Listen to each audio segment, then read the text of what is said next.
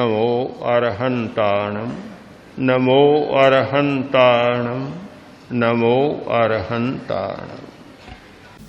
प्रश्न है, आत्मा का आकार कितना है, मरने के बाद कहां जाता है?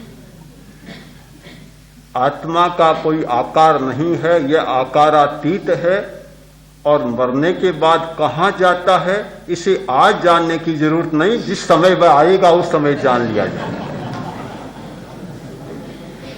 हाँ,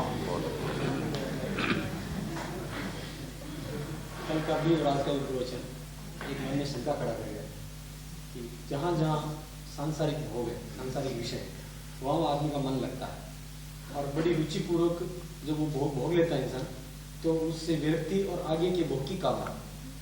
बिल्कुल वैसे ही अपने ध्यान मार्ग में भी जो एक स्पंदन हमको मिला, उस स्पंदन के प्रति एक हल्का सा उपेक्षा भाव होकर के हम आगे बढ़ते हैं। तो जो क्रम उधर चलता है वही क्रम इधर चलता है। बोल रहे हैं। ठीक है। एक प्रश्न है कि जैसे आदमी एक भोग भोगता है और दूसरे भोग के लिए उसमें भावना जाग जाती है, अगले भोग के लिए, तो वैसे ही साधना में एक स्पंदन का अनुभव करता है और दूसरे स्पंदन के लिए कामना जाग जाती, तो क्या यह कोई भूल भुलैया है? प्रश्न तो अच्छा है और बहुत लंबे समय चर्चा करने का है, पर अभी इतना समय नहीं। बहुत थोड़े में इतना ही कहना चाहता हूं कि एक स्पंदन जागता है और दूसरे स्पंदन की कामना नहीं जागती, किंतु उसकी गहराई में, पहले स्पंदन की गहराई में जाता है तो दूसरा स्पंदन सामने आकर खड़ा हो जाता है। ध्यान करने वाले का यह काम होता है कि न पहले स्पंदन में उलझे और न दूसरे में उलझे, उन्हें मध्य मार्ग का विश्राम मानते हुए या मध्य मार्ग में आने वाले दृश्य और घटना मानते हुए आगे बढ़ता चला जाए। भूल भुलैया नहीं होगी और किसी सुखद स्पंदन में उलझ गया तो सचमुच भटक जाएगा और भूल भुलैया हो जाएगा। एक सतियों का ठाना तब ठीक है, अच्छी बात। अब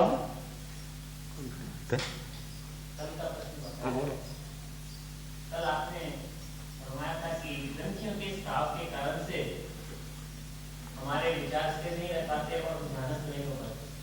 विज्ञान का युग है, इन ग्रंथियों का ऑपरेशन करके क्यों नहीं निकाल रहे? और फिर जो इतना समय हम उनकी पर विजय प्राप्त करने की लगाते हैं, उस समय से हम ध्यानस्थ क्यों नहीं हो पाते? प्रश्न है कि कल कहा गया कि ग्रंथियों के स्राव से इतनी बातें पैदा होती है, तो विज्ञान का युग है, इन ग्रंथियों को क्यों न निकाल दे? विज्ञान का छात्र तो ऐसी मूर्खता की बात कर ही नहीं सकता, क्योंकि किसी भी ग्रंथि को निकाल दिया जाए तो आदमी निकम्मा बन जाएगा। अगर एड्रीनलिन निकल जाए तो कितनी हानि होगी।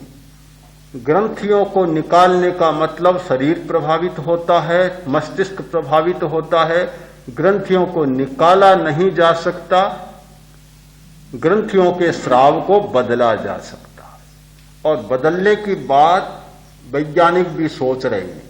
ऐसे बहुत सारे उपाय कर रहे हैं जिनसे बदलने की बात कर रहे हैं, किंतु बदलने की बात, उनकी बातें आज भी खतरे से खाली नहीं और ध्यान के द्वारा बदलने की बात खतरे से खाली है। इसलिए ध्यान के द्वारा बदलने की बात सोचे, निकालने की बात न सोचे।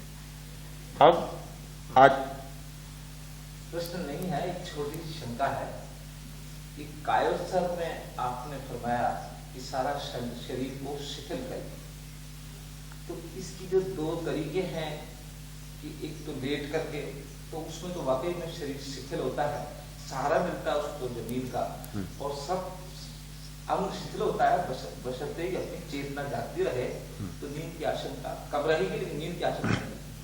लेकिन ये भी समझाया गया कि खड़े होकर के भी आप कायोत्सर्ग कर सकते हैं। तो मेरी समझ में खड़े होने में कुछ न कुछ तनाव, कुछ न कुछ शक्ति तो लगती, तो शरीर शिथिल खड़े हुए कैसे रहे? हाँ। ये थोड़ा सा ठीक है।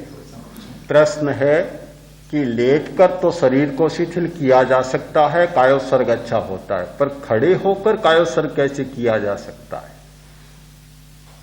अलग अलग कक्षाएं होती है। बच्चों के लिए लेटकर कायोत्सर्ग करना जरूरी है पहले। मध्य वय के लोग हो गए, उनके लिए बैठे बैठे कायोत्सर्ग, और पूरे परिपक्व हो गए उनके लिए खड़े खड़े कायोत्सर्ग।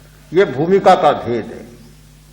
सबसे उत्तम कायोत्सर्ग होता है खड़े खड़े, और यह मध्यम होता है, वह और नीचे दर्जे का होता है। तो वास्तव में कायोत्सर्ग का नियम है खड़े खड़े करना। अभ्यास पकने के बाद ये बात नहीं, जब तक अभ्यास नहीं तब तक ठीक है आपकी बात, किंतु जैसे अभ्यास बढ़ जाएगा फिर तो खड़े खड़े नहीं, चलते चलते कायोत्सर्ग हो सकता है। हमारी एक साध्वी है, सामान्य नियम है भी बैठकर नींद लेते हैं या सोकर लेते हैं। एक साध्वियां गोचरी जाती, उस समय छोटी थी, साथ में गोचरी जाती, साध्वी जी गोचरी करती, वह खड़े खड़े नींद लेना शुरू करती। होता है ऐसा नहीं कस्तूरा जी? तो अलग अलग भूमिकाओं। मैं चलते चलते नींद लेता था। ये अनजानी बात सुन लें आप कि खड़े खड़े नहीं, मैंने तो खड़े खड़े कहा, चलते चलते नहीं।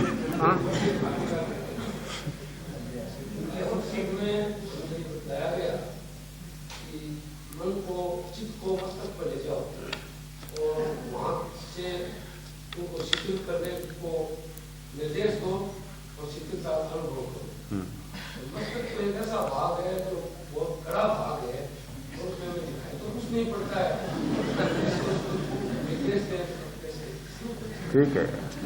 प्रश्न है, कायोत्सर्ग में कहा गया कि चित्त को मस्तिष्क पर ले जाओ, शिथिलता का सुझाव दो और उसका अनुभव करो, पर वह तो इतना कड़ा भाग है, किसको सुझाव दे, किसको? बात ठीक है, क्योंकि मस्तिष्क तो बड़ा कोमल है, पर एक दो हड्डियों के ढांचे में, इतने कड़े ढांचे में मढ़ा हुआ है कि जिससे पूरी सुरक्षा हो सके। इन हड्डियों को सुझाव नहीं देना है, सुझाव मस्तिष्क के ज्ञान तंतुओं को देना है। वे बहुत कोमल हैं, बड़े ग्रहणशील हैं। आप जिस प्रकार की भावना करेंगे, जिस प्रकार का चिंतन करेंगे, सोचेंगे, वे ज्ञान तंतु अपने आप पकड़ लेंगे। आप हड्डियों में न उलझे, ऊपर के कवर में न उलझे, पुस्तक का भीतर का पृष्ठ पढ़ना शुरू कर दें, समस्या हल हो।